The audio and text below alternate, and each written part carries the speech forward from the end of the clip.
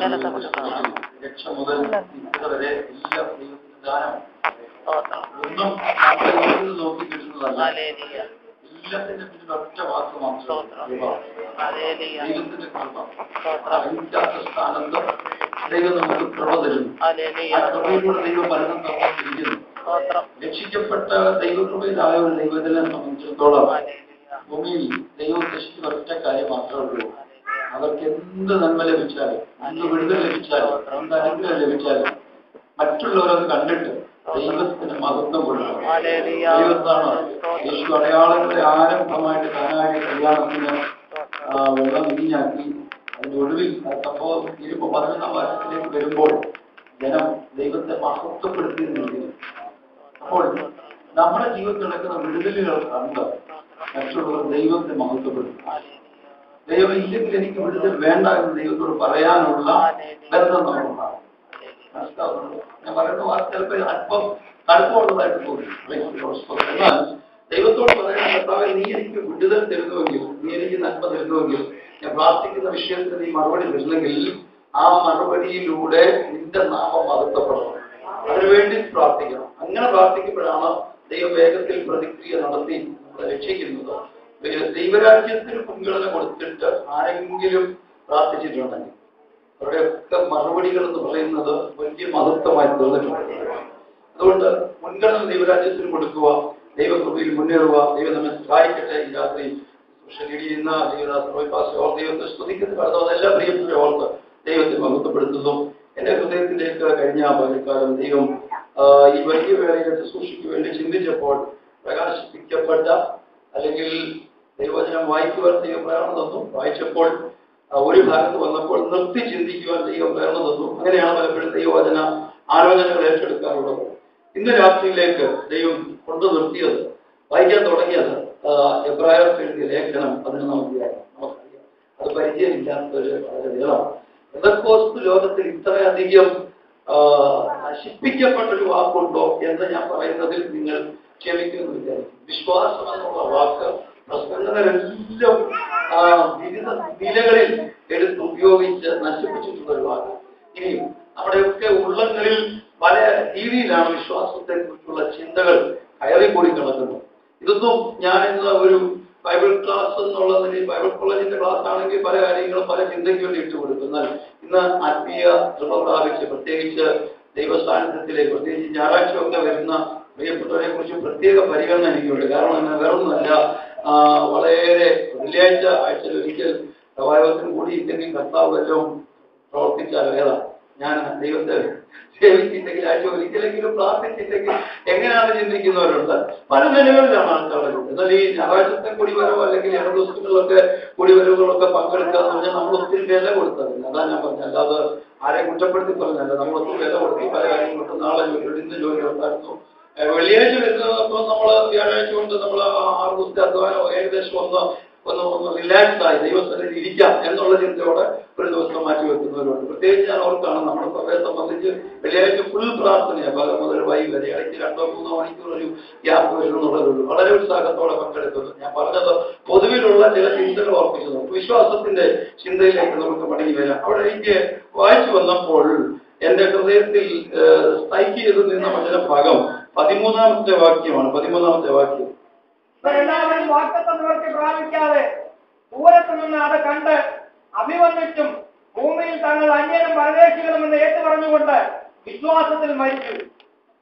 ഈ രാത്രി ഈ വിശ്വാസത്തെ കുറിച്ച് ഒന്ന് പരാമർശിച്ചിട്ട് പോകാൻ ഞാൻ ആഗ്രഹിക്കുകയാണ്. വിശ്വാസം നമ്മളെല്ലാവരും വളരെ പ്രാവശ്യം കേൾക്കും. വിശ്വസിക്കണം. വിശ്വസിച്ച് പ്രഥമ വിടുതൽ എന്ത് ചെയ്യണം? ഏറ്റെടുക്കണം. ആണോ? അതിന്റെ ബാക്കി ആ കറക്റ്റ് വേർഡ് വരുന്നുണ്ട്. എല്ലാവരും ഒരുപോലെ പറയും. കാരണം നമ്മൾ ചില വേർഡുകൾ ബൈബിളിൽ ഇല്ലെങ്കിലും പഠിച്ചു വെച്ചിരിക്കുക. ഒരു പാസ്റ്റർമാരുടെ യോഗത്തിൽ 10-200 പാസ്റ്റർമാരിരിക്കുന്ന യോഗത്തിൽ നാട്ടിലെ കൺവെൻഷന്റെ ഈ ബാനറിന്റെ പേരിൽ എഴുതി വെച്ചിരിക്കുന്ന ഒരു വാചകമുണ്ട്. എല്ലാ പ്രശ്നത്തിനും ഏക ഉത്തരം. പാസ്റ്റർമാരുടെ യോഗത്തില് വന്ന ശുശ്രൂഷ അവരെ ലീഡ് ചെയ്യാൻ വന്ന അല്ലെങ്കിൽ ശുശ്രൂഷ ഏറ്റെടുക്കാൻ വന്ന ദേവദാസൻ നിന്ന് ഇവരോട് പറഞ്ഞു, ആദ്യം ആ വാക്യം കണ്ടുപിടിക്കുന്നവർക്ക് ഒരു പ്രത്യേക സമ്മാനം ഉണ്ടായിരിക്കുന്നത്. ഇപ്പോൾ അവരൊന്നൊരു ഉച്ചവരെ ഇവരിലുള്ള വാക്യം തപ്പുക. ഏത് വാക്യമാണ്? സകല പ്രശ്നത്തിൽ എന്ന് പറഞ്ഞ പോലെ നമ്മുടെ ഇടയിലൊക്കെ ചില വാക്കുകൾ ഈവൻ ദിസ് ഡിക്ഷണറി പോലും ഇല്ലാത്ത ചില വാക്കുകൾ നമ്മൾ ഉപയോഗിച്ച് പരിചയിച്ചിരിക്കുന്ന ഒരു വാക്കാണ്. ഞാൻ എപ്പോഴോ പത്രത്തിനകത്ത് ഇങ്ങനെ കണ്ടു, ഒരു മലയാള ഭാഷാ പണ്ഡിതന് എഴുതിയിരിക്കുന്ന ഒരു വാചകം കണ്ട്, കാലഘട്ടം. നമ്മളെല്ലാം ശുശ്രൂഷയിലൊക്കെ ഉപയോഗിക്കാറുള്ള വാക്കാണ് കാലഘട്ടം. അങ്ങനെ ഒരു വാക്ക്, ആ രണ്ട് കാലവും ഘട്ടവും കൂടെ ചേർത്തൊരു വാക്കിന് അർത്ഥവ്യാപ്തി ഇല്ലെന്നാണ് ഞാൻ ഒരിക്കൽ ഈ മനോരമയ്ക്കകത്ത് ഈ സ്ഥിരം ഈ ഒരാഴ്ചയിൽ ഒരിക്കൽ ഇങ്ങനെ പഠിക്കുകയോ അങ്ങനെ ഏതോ ഒരു ഭാഗത്തിനകത്ത് ഞാൻ വായിച്ചതായിട്ട് ഞാൻ പറഞ്ഞത് ഒരു ഭാഷാ പണ്ഡിതൻ എഴുതിയിരിക്കുന്നത്. ചുരുക്കം പറഞ്ഞാൽ ഇല്ലാത്ത ഒത്തിരി വാക്കുകളുണ്ട്. പെന്തക്കോസ്ത് ഗോളം നമ്മൾ പറയാറുള്ള ഒരു ഗോളം, പെന്തക്കോസ്ത് ഗോളത്തിന്റെ വാക്ക്. അപ്പൊ ഇങ്ങനെയൊക്കെയുള്ള ഒത്തിരി കാര്യങ്ങളുണ്ട്. പോട്ടെ, അതുപോലെ ദുർവ്യാഖ്യാനം ചെയ്യപ്പെടുന്ന ഒരു വാക്കാണ് ഈ വിശ്വാസം. നമ്മളെല്ലാവരും വിശ്വാസികളാണ് അല്ലേ? നമ്മളെല്ലാം പേരെന്താണ്? വിശ്വാസികൾ. വിശ്വാസ ജീവിതത്തിന് വേണ്ടി ഇറങ്ങി തിരിച്ചവരാണ് നമ്മൾ. ആവേശത്തോടെ വിശ്വസിച്ച് ദൈവത്തിൽ ആശ്രയിച്ച് പാസ്റ്റർ എന്തോ പറഞ്ഞാലും ഞാൻ വിശ്വസിച്ച് ദൈവത്തിന് ഒത്തിരി കാര്യങ്ങൾ എന്ത് ചെയ്തിട്ടുണ്ട്, നേടിയിട്ടുണ്ട്. സത്യമാണ്. ദൈവത്തിന് നീ വിശ്വസിച്ചാൽ, ദൈവത്തിൽ ആശ്രയിച്ചാൽ മറുപടികൾ കിട്ടും. ദൈവം അത്ഭുതങ്ങളെ ചെയ്യും, ദൈവത്തിന്റെ പ്രവൃത്തി വരും. പക്ഷേ ആ വിശ്വാസത്തിന്റെ പിന്നിൽ, നമ്മുടെ വിശ്വാസം എന്ന് പറയുന്ന ആ വാക്കിന് പിന്നിൽ എന്താണ് അതിന്റെ പിന്നിലെ പ്രേരകം? അതാണ് എന്റെ ചോദ്യം. വിശ്വാസത്തിന്റെ പിന്നിൽ ഒരു പ്രേരകം എന്താണ്? അല്ലെങ്കിൽ അതിനുവേണ്ടി നമ്മളെ ദൈവത്തിൽ വിശ്വസിക്കാൻ, ആശ്രയിക്കാൻ നമ്മളെ പ്രേരിപ്പിക്കുന്ന ഘടകം എന്താണ്? ഞാൻ പലപ്പോഴും പറയാറുണ്ട്, ഈ വിശ്വാസം എന്ന് പറഞ്ഞാൽ നമ്മൾ സാധാരണ ഇപ്പം പൊതുവിൽ ആത്മീയ ലോകത്തിൽ ഉപയോഗിക്കുന്ന കാഴ്ചപ്പാടനുസരിച്ച് വിശ്വാസം എന്ന് പറയുന്നത് എന്താന്ന് വെച്ചാൽ, എനിക്ക് കുറച്ച് കാര്യങ്ങൾ സാധിക്കണം, അതിന് ഞാൻ കണ്ണടച്ചിരുന്നോണ്ട് അത് ഞാൻ എന്ത് ചെയ്യുക, എന്റെ മനസ്സിൽ കണ്ടോണ്ട് ദൈവത്തിന്റെ അടുക്കൽ ഒരു മല്ലയുദ്ധം നടത്തുക, തന്നേ പറ്റും, കൊണ്ടേ പോകൂ എന്ന് പറയുന്നത് ആ വിശ്വാസം എന്നൊരു ധാരണ നമുക്ക്. ഞാനൊന്ന് ചോദിക്കട്ടെ, സിമ്പിളായിട്ടൊരു ഉദാഹരണം നിങ്ങളോട് ചോദിക്കാം. റോയ് പാസ്റ്റർ എനിക്ക് വിശ്വാസമാണ്. അതിന്റെ അർത്ഥം അദ്ദേഹം എനിക്ക് ചിലത് തന്നേ പറ്റും, തന്നില്ലെങ്കിൽ ഞാൻ എന്ത് ചെയ്യും, കൊണ്ടേ പോകും എന്ന് പറയുകയാണെങ്കിൽ അതിന്റെ അർത്ഥമുണ്ടോ? അപ്പൊ ചിന്തിച്ചോ, റോയ് പാസ്റ്റർ എനിക്ക് ഭയങ്കര വിശ്വാസമാണ്.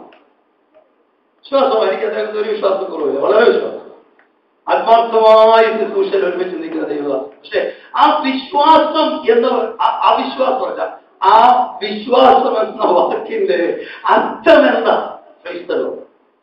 ആ വിശ്വാസം എന്ന വാക്കിന്റെ അർത്ഥം എന്താ? What is the meaning of that word faith എന്ന് പറഞ്ഞാൽ അതിന്റെ അർത്ഥം എന്താ? അദ്ദേഹത്തിൽ നിന്ന് ചിലത് നേടിയെടുക്കാനുള്ള എന്റെ പരിശ്രമത്തിന് പറയുന്ന പേരാണോ വിശ്വാസം? രാത്രി ഞാൻ ചോദിക്കുക, വേദപുസ്തകത്തെ ദുർവ്യാഖ്യാനം ചെയ്യുന്ന ഒരു സമൂഹത്തിൽ നമ്മൾ ഇന്ന് രാത്രി ആയിരിക്കുമ്പോൾ ആത്മാർത്ഥമായി ദൈവത്തോട് ഞാൻ ചോദിക്കുകയാണ്, അതാണോ വിശ്വാസം? ഞാൻ റോയ് പാസ്റ്ററുടെ കൂടെ വളരെ അടുത്ത് സഹകരിച്ച് നടക്കുന്നു, അദ്ദേഹത്തോട് വളരെ സ്നേഹം പ്രകടിപ്പിക്കുന്നു. അതിന്റെ പിന്നിലെ ലക്ഷ്യം, അതാണ് ഞാൻ ചോദിച്ച പ്രേരകം, പ്രേരിപ്പിക്കുന്ന ഘടകം അദ്ദേഹത്തിൽ നിന്ന് വല്ലതും നേടിയെടുക്കാനാണെങ്കിൽ സത്യത്തിൽ ഞാൻ പറയാം, അദ്ദേഹം വളരെ ബുദ്ധിയുള്ള ആളാണ്. 1-2 പ്രാവശ്യം എന്റെ സമീപനം കണ്ടു കഴിയുമ്പോൾ അദ്ദേഹം പിന്നെ ബോധപൂർവം ആ ചിന്തയാണെങ്കിൽ, ഏത് ചിന്തയാ, അദ്ദേഹത്തിൽ നിന്ന് ചില കാര്യങ്ങൾ സാധിച്ചെടുക്കുക, നേടിയെടുക്കുക എന്നുള്ള ചിന്തയിലാണ് ഞാൻ അദ്ദേഹത്തിന്റെ പുറകെ നടക്കുന്നതെങ്കിൽ അദ്ദേഹം പല പ്രാവശ്യം അത് മനസ്സിലാക്കി കഴിയുമ്പോൾ പിന്നീട് അദ്ദേഹം എന്ത് ചെയ്യും, വളരെ ബോധപൂർവ്വം എന്നെ എന്ത് ചെയ്യും, ഒഴിവാക്കും. പിന്നെ ദൈവം ഇന്നും ഒഴിവാക്കുന്നില്ല, നമ്മളെ കൊണ്ടു നടക്കുക. അക്ഷരാർത്ഥത്തിൽ ഞാൻ പറഞ്ഞത്, എനിക്ക് എന്റെ ഭാര്യയെ ഭയങ്കര വിശ്വാസമാണ്, അവൾക്ക് എന്നെ വിശ്വാസമാണ്. അതിന്റെ അർത്ഥം അവളിൽ നിന്ന് ചിലത് നേടിയെടുക്കാൻ വേണ്ടിയാണോ ഞാൻ അവളെ വിവാഹം കഴിച്ചത്?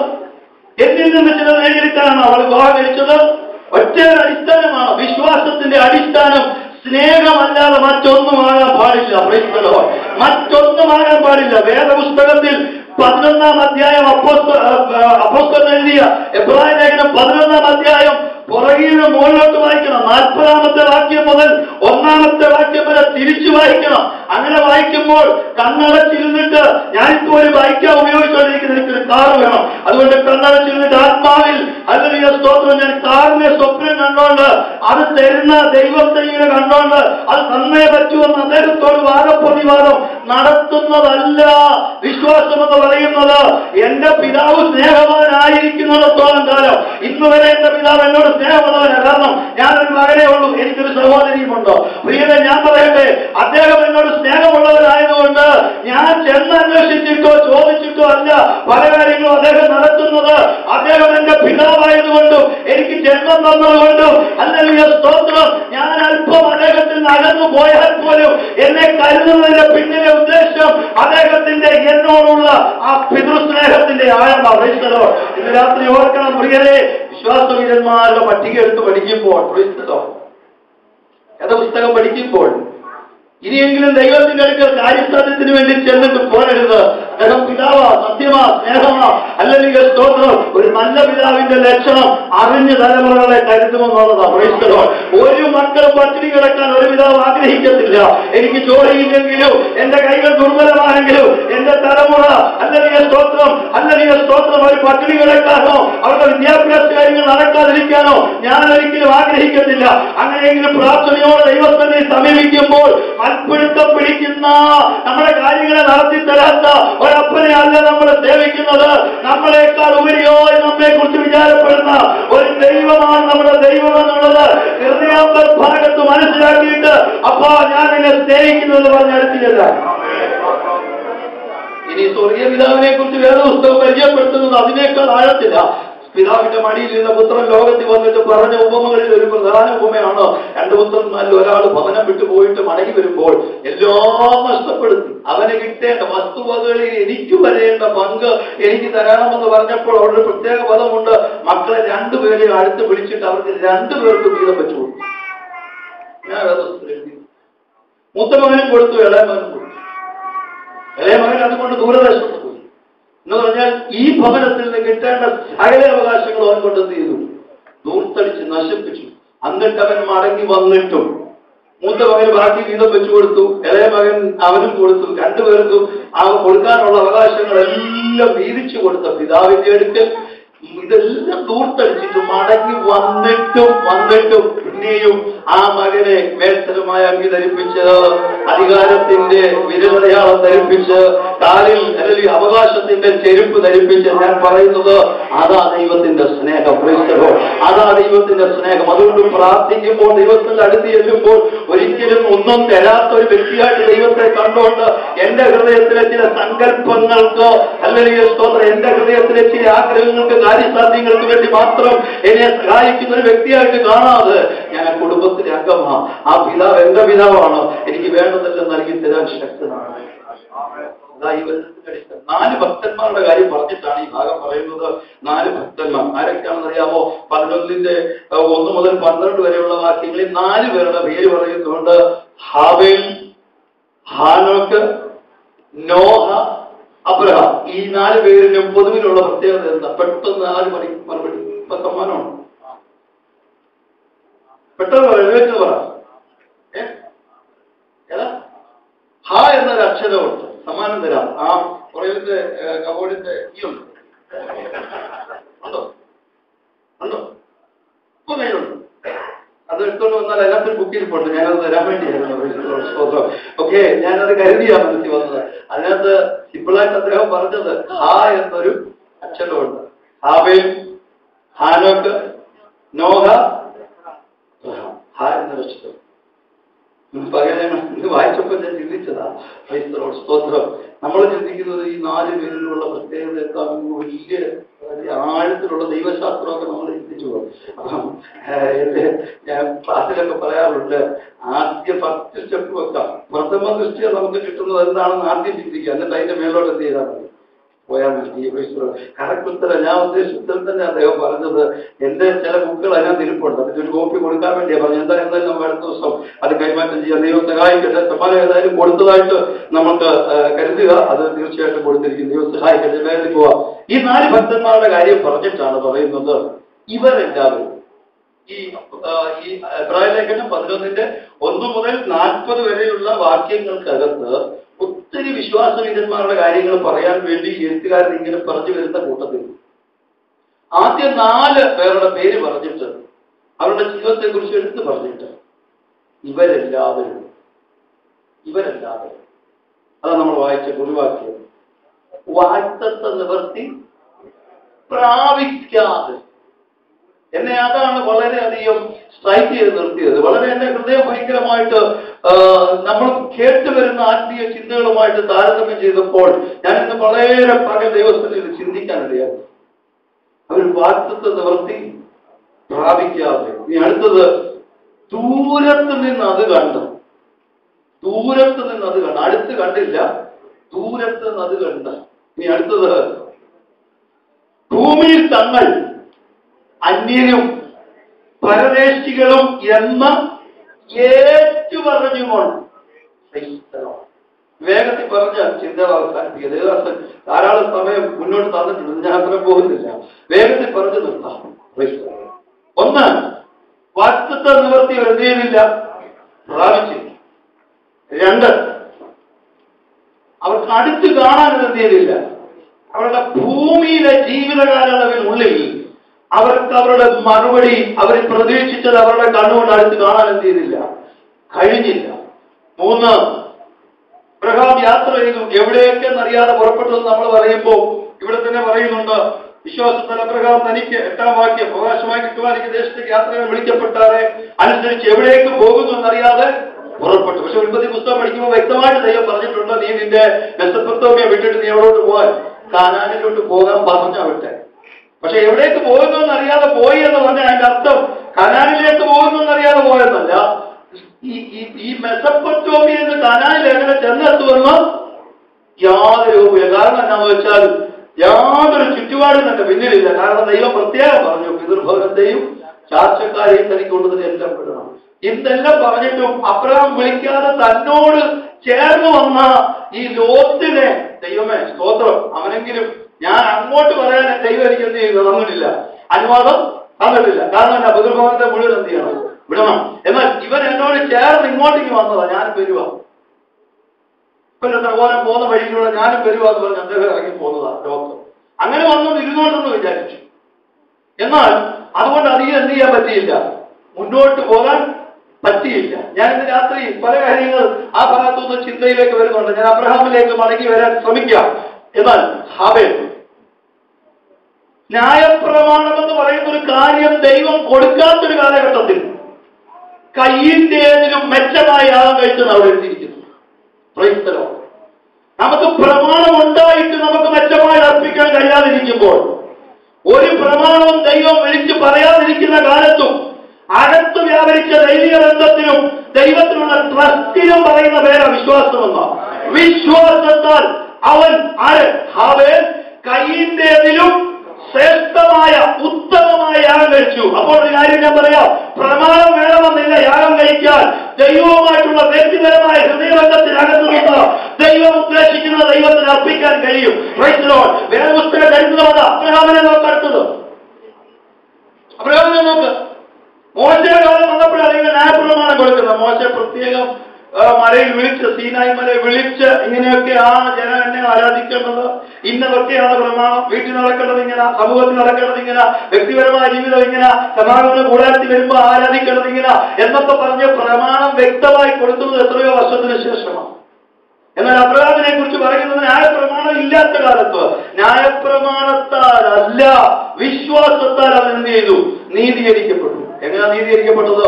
എവിടേക്ക് പോകുന്നു എന്നറിയാതെ അവൻ എന്ത് ചെയ്തു, പുറപ്പെട്ടു. എന്ന് പറഞ്ഞാൽ മുൻപോട്ടുള്ള ഗമനത്തിൽ ഒരു പ്ലാനും അറിയത്തില്ല. ഈ ചെന്ന് വാർക്കാൻ പോകുന്ന കനാനെ കുറിച്ച് യാതൊരു വ്യക്തമായ രൂപരേഖയും GPS സിസ്റ്റം ഒന്നും ഇല്ല. എങ്ങനെ എവിടെ ചെല്ലുമെന്ന് അറിയത്തില്ല. ചെന്ന് പറ്റാൻ ഈ യാത്ര പൂർത്തീകരിക്കാൻ പറ്റുമോ എന്ന് അറിയത്തില്ല. അങ്ങനെ ഒരു സാഹചര്യത്തിൽ പറഞ്ഞ ദൈവത്തിൽ വിശ്വസിച്ച് ഇറങ്ങി തിരിച്ചു എന്ന് പറയുന്നത് കാര്യസാധ്യം ഉള്ളിൽ കണ്ടുകൊണ്ടല്ല. അതാണ് ഞാൻ ഈ പറഞ്ഞു വരുന്നത്. വിശ്വാസം എന്ന് പറഞ്ഞാൽ കനാൻ ദേശത്തിന്റെ ഒരു പിക്ചർ കൊടുത്തിട്ട് ഇങ്ങനെ പാലം തേടി ഇങ്ങനെ ഒഴുകിക്കൊണ്ടിരിക്കുന്നു. അവിടുത്തെ മുന്തിരിക്കോലയൊക്കെ അന്ന് പോയി, അല്ലെങ്കിൽ സ്തോത്രം മോശ ഒച്ചു നോക്കാൻ പോയപ്പോൾ ഒരു മുന്തിരിക്കോലയൊക്കെ രണ്ടുപേരും നോക്കിക്കൊണ്ട് വരുന്നു. ഇതിന്റെ ഒന്നും വലിയ ദർശനമൊന്നും അബ്രഹാമിന് ഇതിന്റെയൊക്കെ ഒരു ഭയങ്കര ബ്ലൂ പ്രിന്റ് കൊടുത്ത് ദൈവം വിടുകയല്ല.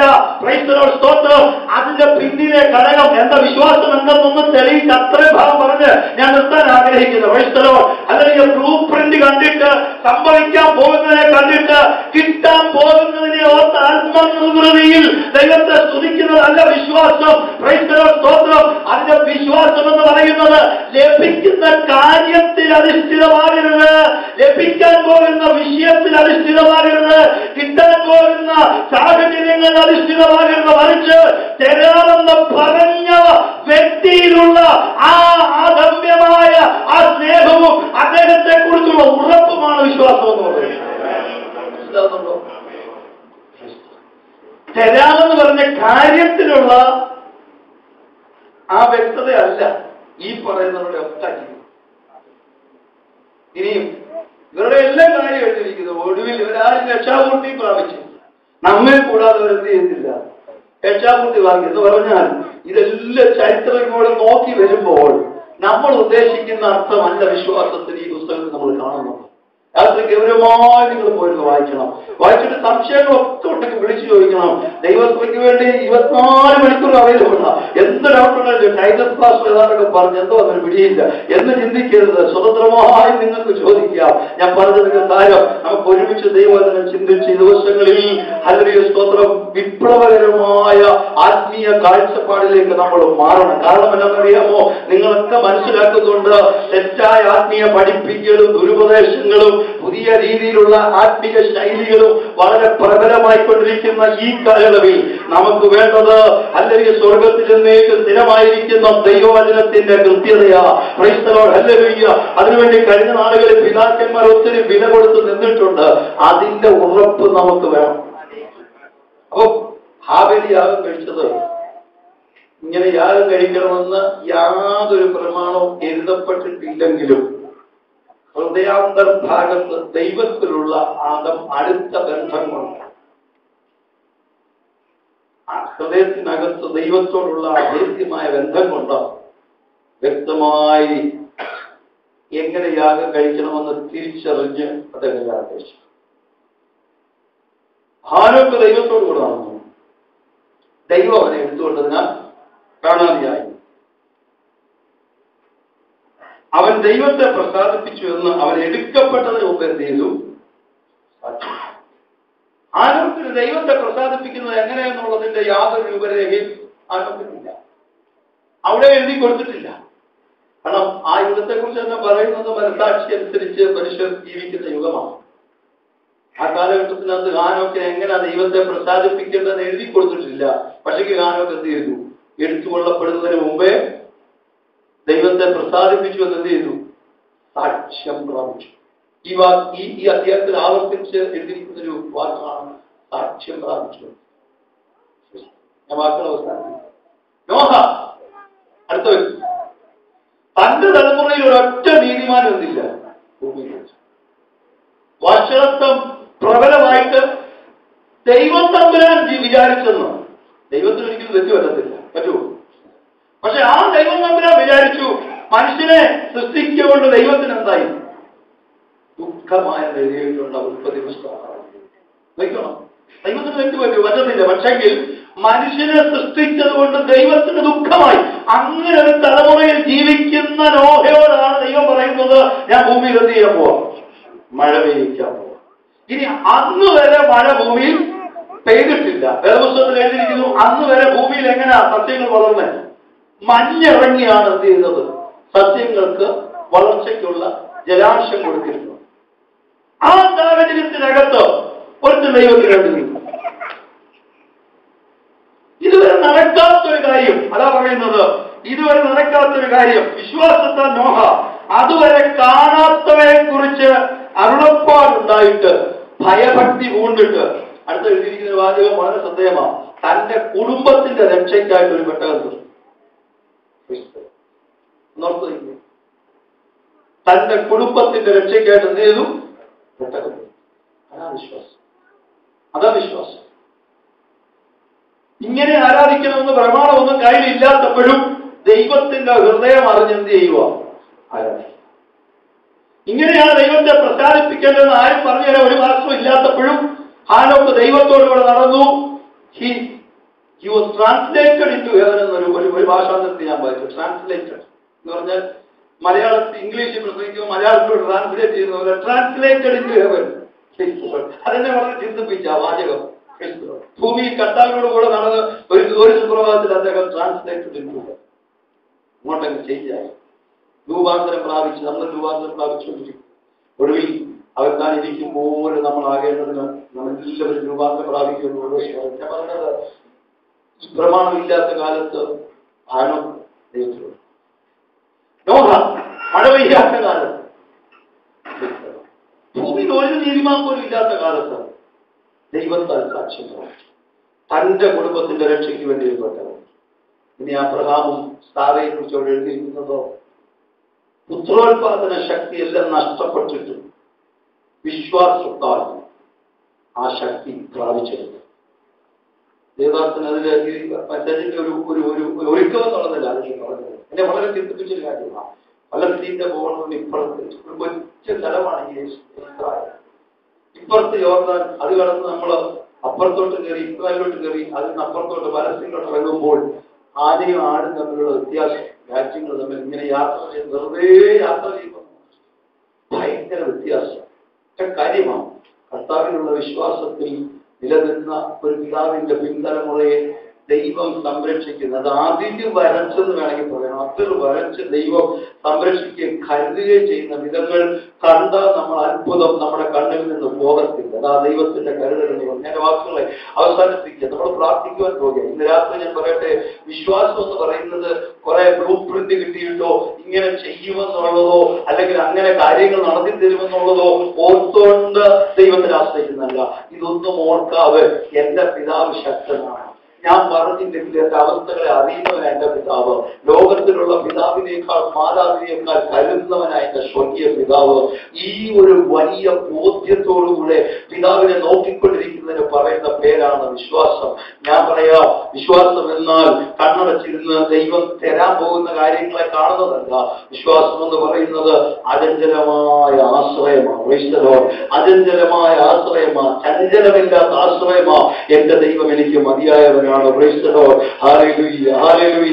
കണ്ണുകളെ ദിവസത്തിലാണെങ്കിൽ ഒരു നിമിഷം എല്ലാ ഹൃദയങ്ങളും ദൈവങ്ങളെ ഏൽപ്പിച്ച് പ്രാർത്ഥിച്ചാട്ടെ. അവർ വാഗ്ദത്ത നിവൃത്തി പ്രാപിക്കാതെ ഹല്ലേലൂയ ദൂരത്ത് നിന്നത് കണ്ട് അഭിവന്ദിച്ചുകൊണ്ട് ഭൂമിയിൽ തങ്ങൾ അന്യരും പരദേശികളും എന്ന് ഹല്ലേലൂയ അറിഞ്ഞുകൊണ്ട് അവർ വിശ്വാസത്തിൽ മരിച്ചു എന്ന് ദൈവത്തിന്റെ വചനം പറയുന്നെങ്കിൽ ആ വിശ്വാസമാണ് നമുക്ക് വേണ്ടത്. ഹല്ലേലൂയ അതാണ് നമുക്ക് വേണ്ടത്. ഹല്ലേലൂയ സ്തോത്രം സ്തോത്രം സ്തോത്രം. അവരുടെ വാഗ്ദത്ത നിവൃത്തി അവർ പ്രാപിച്ചില്ല. ഇനി മറ്റൊരു ആഴം അതിനകത്തുണ്ട്. എന്താണോ അറിയാമോ? നമ്മെ പോലെ ഒരു സ്വർഗീയ കനാനെ കുറിച്ചുള്ള വെളിപ്പാട് ആരും അവർക്ക് പറഞ്ഞു കൊടുത്തിരുന്നില്ല. എങ്കിലും ഈ ഭൂമിയിലെ കനാനല്ല, ഈ ഭൂമിയിലെ മണ്ണയല്ല, ഈ ഭൂമിയിലെ മേഘസ്തംഭമല്ല, ഈ ഭൂമിയിലെ കരുതൽ ഒന്നുമല്ല, ഇതിനപ്പുറം മറ്റൊന്നുണ്ടെന്ന് കണ്ടുകൊണ്ട്, ഇതിനപ്പുറം ശ്രേഷ്ഠമായ ഒരു വാഗ്ദത്ത നിവൃത്തി ഉണ്ടെന്ന് കണ്ടുകൊണ്ട് ഈ ഭൂമിക്ക് അപ്പുറത്തേക്ക് ചിന്തിക്കാൻ അവരുടെ ഹൃദയത്തിൽ തെളിഞ്ഞ പ്രകാശമെന്നോ അതിന് പറയുന്ന പേരാണ് വിശ്വാസം. ഒരു നിമിഷം ദൈവങ്ങൾ ഏൽപ്പിച്ച കർത്താവേ, ഈ ഭൂമിക്കപ്പുറത്തേക്ക് വീഴുന്ന ഇവിടെ വാഗ്ദത്ത നിവൃത്തി പ്രാപിക്കുന്ന പഴയ ഭക്തന്മാർ ഇതിനപ്പുറം ഒന്നുണ്ടെന്ന് ഒരു ദേശീയമാരും പ്രസംഗിക്കാതെ, ആരും അവർക്ക് വെളിപ്പാട് പറഞ്ഞു കൊടുക്കാതെ, ഹൃദയാന്തരഭാഗങ്ങളിൽ കാഴ്ചപ്പാട് ഏറ്റെടുത്ത് ഇതിനപ്പുറം ഉണ്ടെന്ന് കാണാൻ അവരുടെ കണ്ണ് പ്രകാശിച്ചത് എങ്ങനെയോ ആഗ്രഹിക്കും നിലനിലയുമ്പോ ഇന്ന് രാത്രി പ്രാർത്ഥിച്ചോ പ്രിയരെ, അവിടെ എത്തുന്നവരെ നമ്മുടെ കലപിടിച്ച് നടത്താൻ ദൈവം ശക്തനാണ്. അവരുടെ കാര്യങ്ങളൊക്കെ നടത്തി തരും. എത്തിക്കാൻ സമ്മതിക്കത്തില്ല. അവർ തന്നെ മഹത്വം നമ്മെ വെളിപ്പെടുത്തും. വിടുതലുകൾ തരും, രോഗസൗഖ്യം തരും, പ്രാർത്ഥനയ്ക്ക് മറുപടി തരും. അവൻ കൈവിടുന്ന ദൈവമല്ല, ജീവിതത്തിൽ അനുഗ്രഹങ്ങൾ ദൈവം നൽകും. ഒരിക്കലും ഉപേക്ഷിച്ച് കളയുന്ന ദൈവമല്ല. എന്നാൽ നമുക്ക് വേണ്ടത് ആ പിതൃഭവനത്തെ കുറിച്ചൊരു കാഴ്ചപ്പാട്. എന്റെ അപ്പന്റെ ഭവനത്തിൽ ചേരണം. എനിക്കൊരു സ്വന്തം ദേശമുണ്ട്, എനിക്കുള്ള നിലനിൽക്കുന്ന സ്ഥലമില്ല, എനിക്കുള്ള നിലനിൽക്കുന്ന ഒന്നുമില്ല. ഇവിടുത്തെ എല്ലാം താൽക്കാലികമാണ്. ഇതിനപ്പുറം ഉണ്ടെന്ന് ആഴത്തിൽ കണ്ടുകൊണ്ട് ഈ ദിവസങ്ങളിൽ മുന്നേറുവാൻ ദൈവം നമ്മെ സഹായിക്കട്ടെ. അതിനെ നമ്മെ ഏൽപ്പിച്ചു കൊടുക്കുക. വിശ്വാസത്തിന്റെ യഥാർത്ഥ അർത്ഥത്തിലേക്ക് ഈ ദിവസങ്ങളിൽ പരിശുദ്ധാത്മാവിനെ നടത്തേണ്ടതിനായി നമുക്ക് ഗൗരവമായ ദിവസത്തിൽ പ്രാർത്ഥിക്കാം. ഈ ദിവസങ്ങൾ